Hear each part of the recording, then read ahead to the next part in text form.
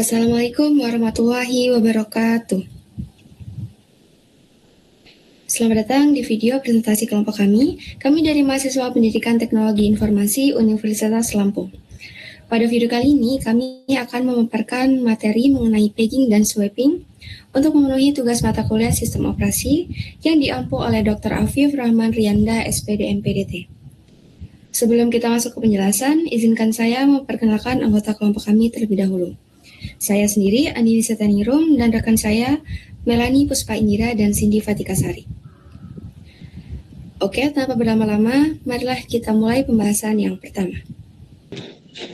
Baik, langsung saja. Pada slide ini dijelaskan tentang pengertian manajemen memori. Manajemen memori adalah proses pengaturan penggunaan RAM oleh sistem operasi agar program dapat berjalan secara efisien dan stabil. Fungsi dari manajemen memori sendiri yaitu mengatur penggunaan RAM, mendukung multitasking, mencegah konflik antar proses, dan meningkatkan performa komputer. Kalau dijelaskan secara sederhana, manajemen memori itu seperti cara komputer mengatur ruang kerja supaya semua aplikasi bisa berjalan dengan lancar. Jadi, ketika kita membuka banyak aplikasi sekaligus, sistem operasi akan mengatur penggunaan RAM agar tidak penuh atau bentrok. Di slide ini juga ada analogi sederhana, yaitu RAM diibaratkan seperti meja kerja dan hard disk seperti gudang penyimpanan. Kalau meja sudah penuh, sebagian barang akan dipindahkan sementara ke gudang supaya meja tetap bisa digunakan dengan nyaman. Selanjutnya masuk ke materi paging. Paging adalah teknik manajemen memori yang membagi proses menjadi bagian kecil yang disebut page, sedangkan RAM dibagi menjadi frame. Tujuan paging yaitu untuk menghemat penggunaan memori, mengurangi fragmentasi eksternal, dan mempermudah pengelolaan memori oleh sistem operasi. Baik, mungkin cukup sekian penjelasan dari saya. Selanjutnya materi akan dilanjutkan oleh pemateri kedua. Baik, selanjutnya yaitu komponen-komponen dari paging. Jadi di dalam paging terdapat page atau halaman. Ini adalah unit logis. Bayangkan sebuah aplikasi sebagai sebuah buku. Sistem operasi tidak melihat buku itu sebagai satu benda utuh, melainkan sekumpulan halaman yang bernomor. Ukuran tiap page adalah tetap, misalnya 4 kilobyte. Kemudian yang kedua ada frame, yaitu bagian kecil pada RAM. Jadi frame atau bingkai ini adalah unit fisik pada chip RAM. Jika page adalah isi bukunya, maka frame adalah slot rak di perpustakaan. Ukuran frame harus sama persis dengan ukuran page agar pas saat dimasukkan. Kemudian yang ketiga ada page table atau tabel halaman. Ini adalah otak dari paging, karena potongan program atau page bisa tersebar di mana saja di dalam RAM. CPU membutuhkan peta untuk melacaknya. Tabel ini mencatat, misalnya page nomor 1 ada di frame nomor 50, kemudian page nomor 2 ada di frame nomor 12, dan seterusnya. Kemudian selanjutnya ada cara kerja paging. Jadi, yang pertama yaitu program dibagi menjadi beberapa page. Saat kita mengklik ikon aplikasi, sistem operasi membagi kode program tersebut menjadi deretan page. Kemudian RAM dibagi menjadi beberapa frame. Selanjutnya sistem mencari frame kosong. Jadi sistem operasi memeriksa RAM untuk mencari frame mana saja yang sedang menganggur atau kosong. Tidak peduli apakah posisinya saling berdekatan atau terpencar jauh. Kemudian page ditempatkan ke frame atau pengisian frame. Jadi page dimasukkan ke dalam frame yang tersedia. Kemudian CPU akan mengakses page melalui page table. Jadi saat aplikasi berjalan, CPU akan meminta data. Ia akan melihat ke page table untuk mengetahui di alamat fisik mana potongan data tersebut berada, lalu mengambilnya secepat kilat. Selanjutnya, kelebihan dan kekurangan paging. Jadi, kelebihan utamanya adalah menghilangkan fragmentasi eksternal dan efisiensi memori. Namun, kekurangannya adalah daya fragmentasi internal dan tambahan beban CPU untuk mengelola page table. Kelebihan paging yaitu mengurangi fragmentasi, penggunaan memori lebih efisien, mendukung virtual memory, dan proses lebih fleksibel. Tetapi, paging juga memiliki beberapa kekurangan, antara lain membutuhkan page table, sistem lebih kompleks, dapat terjadi page fault, dan menambah waktu akses memori. Selanjutnya yaitu swapping. Pengertian swapping adalah proses pemindahan sementara proses dari RAM ke hard disk ketika RAM penuh.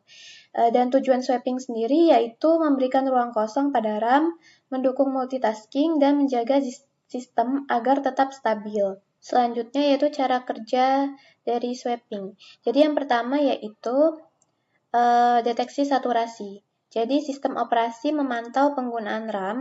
Jika sudah mencapai ambang batas, misalnya 95%, sistem harus bertindak.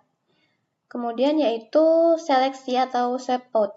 Jadi sistem mencari proses atau aplikasi yang sedang diam di latar belakang. Misalnya kita sedang membuka Photoshop, tetapi sedang asyik mengetik di Word. Seluruh data Photoshop di RAM akan dibungkus dan dipindahkan ke hard disk. Kemudian penyediaan ruang. Jadi tempat yang tadinya diisi Photoshop kini kosong dan bisa digunakan oleh Word atau aplikasi baru lainnya. Kemudian pemanggilan kembali atau swap in. Begitu kita mengklik jendela Photoshop lagi, sistem akan melakukan swap in, yaitu mengambil data dari hard disk dan mengembalikannya ke RAM. Inilah alasan mengapa terkadang ada jeda atau lag saat kita berpindah aplikasi yang sudah lama tidak dibuka. Materi selanjutnya akan disampaikan oleh rekan saya. Pada slide ini, kita akan membahas perbedaan antara paging dan swapping. Walaupun keduanya sama-sama digunakan dalam manajemen memori, cara kerjanya berbeda. Paging bekerja dengan memindahkan bagian kecil dari proses yang disebut page.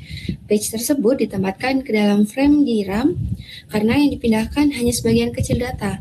Paging lebih efisien dan membantu mengurangi fragmentasi memori. Sedangkan swapping bekerja dengan memindahkan seluruh proses dari RAM ke hard disk atau swap area ketika RAM penuh.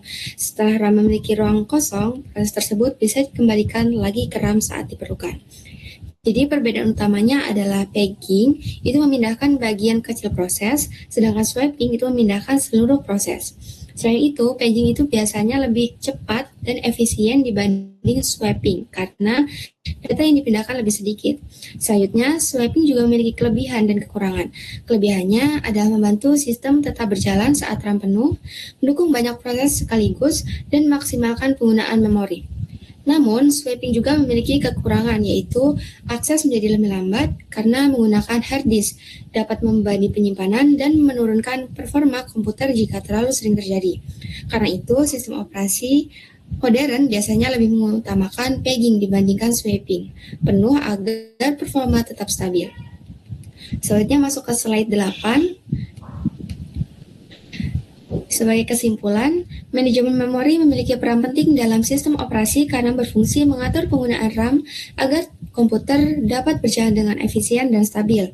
Salah satu teknik digunakan adalah paging. Paging membantu penggunaan memori menjadi optimal dengan membagi proses menjadi page dan frame, sehingga data lebih mudah dikelola dan fragmentasi bisa dikurangi.